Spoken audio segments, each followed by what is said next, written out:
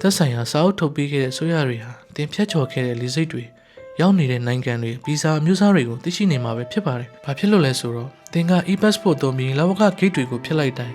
တင်စီမှာရှိတဲ့ချက်လက်တွေကိုသက်ဆိုင်ရာဆိုရတွေရဲ့ database ထဲ automatic ရောက်နေမှာမလို့ပဲဖြစ်ပါတယ်။မင်္ဂလာပါ Border 90ကနေကြိုဆိုပါရစေ။ဒီနေ့ပြောပြပေးမယ့်အကြောင်းအရာကတော့ e-passport အကြောင်းပဲဖြစ်ပါတယ်။သူ့ရဲ့အရှိကောက်ခေါ်ကတော့ electronic passport ပဲဖြစ်ပါတယ်။တနည်းအားဖြင့် biometric passport လို့လည်းပြောလို့ရပါတယ်။ e-passport စာအုပ်ထဲမှာဆိုရင်ချက်လက်တွေတင်ဆက်ထားတဲ့ချစ်ပြားတစ်ခုရဲ့ scan ဖတ်ဖို့အတွက်စာအုပ် bio page တွင်းမှာမြုပ်ထားတဲ့ antenna စတာတွေပါမှာဖြစ်ပါတယ်။ဒီချစ်ပြားထဲမှာဆိုရင် passport ပိုင်ရှင်ရဲ့ biometric data လို့ခေါ်တဲ့ဇီဝဆိုင်ရာချက်လက်တွေနဲ့ personal details လို့ခေါ်တဲ့ကိုယ်ရေးချက်လက်တွေကို microchip ပြားအသေးလေးတစ်ခုထဲမှာတင်ဆက်ထားလို့ပဲဖြစ်ပါတယ်။ data တွေတင်ထားတယ်ဆိုပေမဲ့ဒီချစ်ပြားရဲ့တိုးလောင်နိုင်စွမ်းပမာဏကတော့အလွန်နည်းပါတယ်။32 kilobyte ကနေပြီးတော့64 kilobyte ထိပဲတိုးလောင်နိုင်ပါတယ်။ဒါပေမဲ့ဒီသိမ်းဆည်းမှုပမာဏဟာလိုအပ်တာတက်တောင်ပိုပြီးများနေပါတယ် Radio Frequency Identification RFID လို့ခေါ်တဲ့နည်းပညာကိုသုံးထားပြီးလေဆိပ်က scan ဖတ်တဲ့စက်ပေါ်တင်လိုက်တဲ့အခါစက်ကထုတ်လွှင့်လိုက်တဲ့လက်စစ်တလန်းကနေစွမ်းအင်ရယူပြီးအချက်လက်တွေကိုသိစေတာဖြစ်ပါတယ်ဒီ scan ဖတ်တဲ့စက်တွေကတင် passport ဟာအတူလားအစစ်လားဆိုတာကိုပါတပြိုင်နက်တည်းစစ်ဆေးပေးပါတယ်ဒီ RFID နည်းပညာကိုတော့ရထားလိုင်းဝင်ပေါက်ဂိတ်တွေကအစ shopping mall တွေ hotel key card တွေမှာအဆုံးဒီနည်းပညာကိုသုံးနေကြပါပြီပြီးတော့ e-passport ဟုတ်မဟုတ်ဘယ်လိုသိနိုင်မလဲဆိုရင်တော့တင်းရဲ့ passport စာအုပ်ရှေ့ဖုံးအောက်ခြေမှာဒီလိုရွှေအောင်သင်္ကေတ biometric sample လေးပါနေတယ်ဆိုရင်တော့တင်း passport က e-passport လို့ပြောလို့ရပါတယ်ဒီကနေ့ကမ္ဘာပေါ်ကနိုင်ငံပေါင်း150ကျော်ဟာဒီစနစ်ကိုအပြည့်အဝပြောင်းလဲအသုံးပြုနေပြီဖြစ်ပါတယ် e-passport တစ်ခုရဲ့အတက်တွေးကြောဟာစာအုပ်ရဲ့အဖုံးနဲ့ကိုယ်ရေးချက်လက်တွေကိုရိုက်နှိပ်ထားတဲ့အတွင်းစာမျက်နှာမှာမြုပ်နှံထားတဲ့ microchip တိတိလေးပဲဖြစ်ပါတယ်ပြီးတော့ချစ်ထဲမှာပါတဲ့အရေးကြီးဆုံးအရာကတော့ passport ထုတ်ပေးတဲ့နိုင်ငံဆိုရရဲ့digital လက်မှတ်လို့ခေါ်တဲ့ digital signature ပါပဲထုတ်ပေးထားတဲ့နိုင်ငံရဲ့ဆိုရကတာဒီ passport ကိုအမှန်တကယ်ထုတ်ပေးထားကြောင်းသက်သေပြတဲ့အထောက်အထား digital certificate ပဲဖြစ်ပါတယ်ဒီစနစ်ကြောင့် passport အတူလို့ဖို့မဖြစ်နိုင်တဲ့လောက်ဖြစ်သွားစေတာပါ digital signature ဆိုတာကတော့အပြင်လောကမှာဆိုရင်စာအိတ်တွေစာရွက်တွေကိုကြားလူကဖွင့်ဖတ်လို့မရအောင်ဖွင့်ဖတ်ခဲ့ရင်လည်းသိရှိအောင်အခုလို weight စီးတွေနဲ့ပိတ်ထားတဲ့အရာတစ်ခုလိုပါပဲတယောက်ယောက်ကပိတ်ထားတဲ့စီးကိုဖွင့်လိုက်ရင်တော့ဒီ passport ကိုသုံးစားလို့ရမှာမဟုတ်တော့ပါဘူးbiometric data ထဲမှာဘာတွေပါလဲဆိုရင်တော့အသုံးပြုသူရဲ့မျက်နှာကိုရိုက်ထားတဲ့ဓာတ်ပုံအသုံးပြုသူရဲ့လက်ဖွေရာနဲ့မျက်လုံးသက်ငယ်ရင်ဘေးမှာရှိတဲ့ iris လို့ခေါ်တဲ့မျက်ကြည်လွှာမှတ်သားစတဲ့အချက်လက်တွေပါဝင်ပါတယ်ဒီနေရာမှာ iris scan ကြောင်းနည်းနည်းပြောပြပါမယ် iris ဆိုတာကကျွန်တော်တို့မျက်လုံးအလယ်မှာရှိတဲ့ pupil လို့ခေါ်တဲ့အနက်ရောင်မျက်လုံးတငယ်ရင်ဘေးမှာရှိတဲ့မျက်ကြည်လွှာလမ်းကြောင်းမှတ်သားတွေကို iris လို့ခေါ်တာပါဒီ iris မှတ်သားတွေဟာဆိုရင်လူတွေရဲ့လက်ဖွေတွေလိုပဲသူ့နဲ့သူမတူညီတဲ့မှတ်သားတွေလည်းရှိကြပါတယ်ဒီမျက်စိမှာပါတဲ့မှတ်သားတွေကို resolution မြင့်မားပြီးထူးပြုလုပ်ထားတဲ့ကင်မရာတွေနဲ့ scan လုပ်ချရပါတယ်အဲဒီနောက်ဒီမှတ်သားတွေကို digital code တွေပြပြောင်းပြီးသက်ဆိုင်ရာ database ထဲမှာတင်ထားတာပါများသောအားဖြင့်လေစိမ့်မှာရှိတဲ့ဖြတ်သန်းမဲ့ဂိတ်တွေမှာမျက်နှာပြင် scan ဖတ်တာနဲ့ကိုယ်ရေးချက်လက်ကိုပဲ scan လုပ်ကြတာပါတချို့နိုင်ငံတွေမှာလက်ဖွေ scan နဲ့မျက်လုံး scan ဖတ်တာလုပ်ကြတာပါပြီးတော့ personal details ထဲမှာဆိုရင်အသုံးပြုသူရဲ့နာမည်မွေးသက်ဂရက်နိုင်ငံသား passport နဲ့ကုန်ဆုံးရက်တွေစတာတွေပါမှာပဲဖြစ်ပါတယ်ဆိုတော့ e-passport တွေမှာပုံမှန်ပါနေကြ print ထုတ်ထားတဲ့ဓာတ်ပုံတွေကိုယ်ရေးချက်လက်တွေစတာတွေမပါတော့ဘူးလားဆိုရင်လည်းမဟုတ်ပြန်ပါဘူး e-passport မဟုတ်တဲ့ passport တွေမှာလိုပဲကိုယ်ရေးချက်လက်တွေ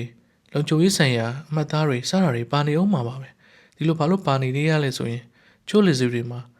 e-passport scan ဖတ်ဆက်တွေရှိမနေလို့ပါပဲဒီလိုမျိုးခြေနေမျိုးမှာဆိုရင်စာအုပ်မှာ print လုပ်ထားတဲ့ချက်လက်တွေကပို့ပြီးတော့အသုံးဝင်မှာပါနောက်တစ်ခုက e-passport ဖြစ်တာနဲ့လေဆိပ်မှာရှိတဲ့လဝကရာရှိတွေထိုင်တဲ့ gate တွေကိုဖျက်เสียရမလိုတော့ဘူးလားဆိုပြီးမေးစရာရှိလာပါတယ်ဖြေကတော့ချို့နိုင်ငံတွေမှာလိုအပ်တဲ့ထောက်ထားတွေပြည့်စုံရင်တော့ automated e-gate တွေကိုဖျက်လို့ရမှာပါဥပမာအင်ဒိုနီးရှားနိုင်ငံဘာလီကငူရာရိုင်း International Airport နဲ့ဂျာကာတာမှာရှိတဲ့ Sukarno Hatta International Airport မှာဆိုရင်လူမဲ့ immigration gate တွေကနေပြည်ပခီးသည်တွေကိုပေးဖြတ်နေပါပြီနောက်ပြီးစင်ကာပူချန်ကီလေဆိပ်မှာဆိုရင်လည်း automated e-gate တွေကိုသတ်မှတ်ထားတဲ့အချက်နဲ့ပြည့်စုံရင်ဖြတ်သန်းခွင့်ပေးနေပါပြီ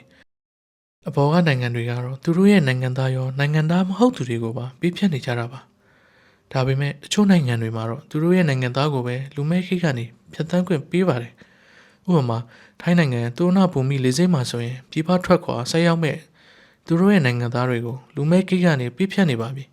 ထိုင်းနိုင်ငံသားမဟုတ်သူတွေကတော့လဝကအရာရှိတွေနဲ့တွေ့နေရအောင်မှာပါဒါပေမဲ့နိုင်ငံတော်တော်များများကတော့ e-passport ဖြစ်ပေမဲ့လည်းလဝကအရာရှိတွေရှိတဲ့ manual gate တွေကိုဖျက်ကျော်နေရအောင်မှာပဲဖြစ်ပါတယ်နောက်တစ်ခုကပြည်ပထွက်ခွာတာမဟုတ်ပဲပြည်တွင်းမဲ့သွားလာတဲ့အခါ immigration ဖျက်เสียမလို့တဲ့အတွက်အဲ့ဒီနိုင်ငံသားမဟုတ်သူတွေရေ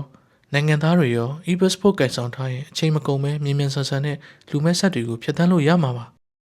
ါဒီကာလမှာတော့ကမ္ဘာနိုင်ငံအများစုတွေက e-passport ကိုတွင်တွင်ကျယ်ကျယ်အသုံးပြုနေကြပြီဖြစ်ပါတယ်ကျွန်တော်တို့အာဆီယံ17နိုင်ငံထဲမှာဆိုရင်လည်းမြန်မာနိုင်ငံကလွှဲပြီးကျန်နိုင်ငံအားလုံး e-passport ကိုအသုံးပြုနေကြပြီဖြစ်ပါတယ်မလေးရှားနိုင်ငံဟာဆိုရင်အာဆီယံဒေသတွင်းသားမှာကမ္ဘာတွင်ပထမဆုံး e-passport ထုတ်ပေးတဲ့နိုင်ငံဖြစ်ပါတယ်1998ခုနှစ်မှာ Iris Corporation Berhad ဆိုတဲ့ကုမ္ပဏီက develop လုပ်ပြီး e-passport ကိုစတင်အသုံးပြုခဲ့တာပါ။ဤပညာထိပ်တန်းရောက်နေတဲ့ American နိုင်ငံတော်2006ခုနှစ်မှာစတင်အသုံးပြုခဲ့တာပါ။အာဆီယံထဲမှာဆိုရင်ထိုင်းနိုင်ငံကဒုတိယအနေနဲ့2005ခုနှစ်မှာစတင်ခဲ့တာပါ။အဲဒီနောက်မှာတော့စင်ကာပူက2006ခုနှစ်၊ဘရူနိုင်းက2009ခုနှစ်၊ဖိလစ်ပိုင်က2009ခုနှစ်၊အင်ဒိုနီးရှားက2011ခုနှစ်၊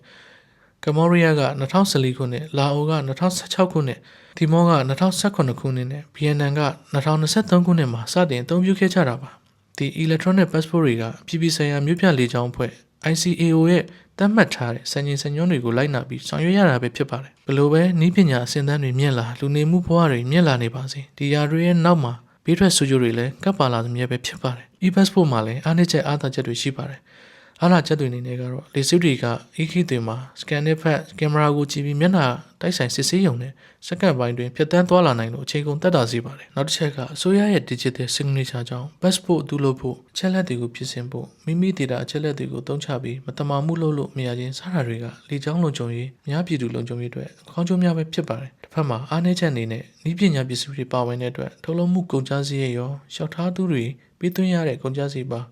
ါရိုးရိုး passport ထက်နည်းငယ်ပိုပြီးကုန်ကျနိုင်ပါတယ်ဒုတိယချက်အနေနဲ့ဒီ passport စာအုပ်ထဲမှာတင်းငယ်တဲ့ဝါရောကျိုးလို internal အပားလေးတွေပါတဲ့အတွက်စာအုပ်ကိုခေါင်းမိတာဘောင်းမိနောက်အိတ်ကက်ထဲမှာထည့်ထိုင်မိတာပူချိန်များတဲ့အရာတွေနဲ့ဓာတ်ရိုက်ထိတွေ့တာတန်လိုက်တဲ့ပြင်းတဲ့နေရာတွေနားထားမိတာမျိုးဆိုရင်ချက်ချင်းပျက်စီးပြီးအသုံးပြုလို့မရပဲဖြစ်သွားနိုင်ပါတယ်။ကဲ၍ချစ်ပျက်စီးသွားခဲ့ရင်ခီးသွားခွင့်ချက်ချင်းဆုံးယုံသွားမှာမဟုတ်ပေမဲ့ e-gate တွေကိုသုံးလို့မရတော့ပဲလောက်ကရရှိတဲ့ရဲ့မင်းမြန်းစစ်ဆေးကိုပုံမခံရနိုင်ပါတယ်။တတိယချက်အနေနဲ့မိမိက e-passport ရှိနေပေမဲ့လည်း passport scanner မရှိတဲ့လေဆိပ်တွေ system error တက်တာတွေစတာတွေရှိနေရင်တော့ရိုးရိုး passport တစ်ခုလိုဖြစ်နေမှာပါ။ဒါတွေကတော့ e-passport ရဲ့အားနည်းချက်တွေပဲဖြစ်ပါတယ်။ဤပညာတိုးတက်လာတာနဲ့မျှဒီခေတ်ကာလနေရာတိုင်းမှာဤပညာကိုအသုံးချပြီးမတော်မာမှုတွေလုပ်တဲ့သူတွေများလာနေတယ်ဆိုတော့သိချရမှာပါ။လူတော်တော်များများကလည်း digital awareness ရှိနေကြပေမဲ့ scamming တို့ hacking တို့ကြောက်နေရစေဖြစ်ပါတယ်။တစ်ချက်မှားသွားတာနဲ့အားလုံးပါသွားမှာဆိုတော့မကြောက်လို့လည်းမရပြန်ပါဘူး။အဲဒီလိုပဲဒီ e-passport ကစိတ်ကောချရရဲ့လားဤပညာအသုံးပြုပြီးအဝေးကနေဆက်နဲ့ scamming လုပ်ပြီးချက်လက်တွေယူသွားမလားဆိုပြီးစိုးရိမ်နေနိုင်ပါတယ်။တကယ်လက်တွေ့မှာတော့ဒီလိုခိုးယူခံရတဲ့အမှုခင်းမျိုးတရားဝင်မှတ်တမ်းတင်ထားတာမရှိသလောက်ပါပဲ။ဘာလို့လဲဆိုတော့ e-passport တွေမှာအစိမ့်မြင့်လုံခြုံရေးအသားစီးတွေထည့်သွင်းထားလို့ပါပဲ။ Basic Set Control BAC လို့ခေါ်တဲ့ security feature တစ်ခုက passport စာအုပ်ဖုန်းကိုပိတ်ထားလိုက်ရင်အထဲမှာပါတဲ့ချက်ကလုံးဝအလုံးမလုံးတော့ပါဘူး။ချက်ထဲပါတဲ့ချက်လက်တွေကိုဖတ်ချင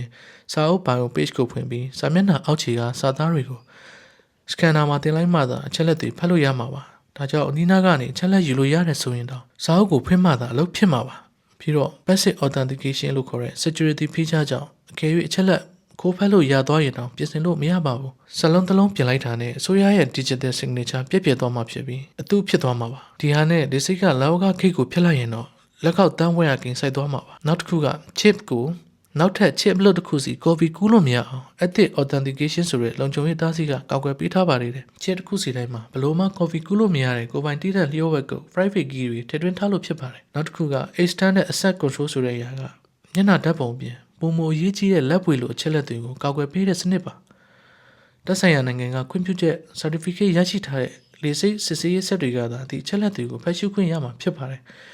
ဆိုတော့အခြားသူတယောက်ကမိမိ passport ကိုမတမာမှုလုပ်ဖို့လုံးဝမဖြစ်နိုင်တော့ပါပဲ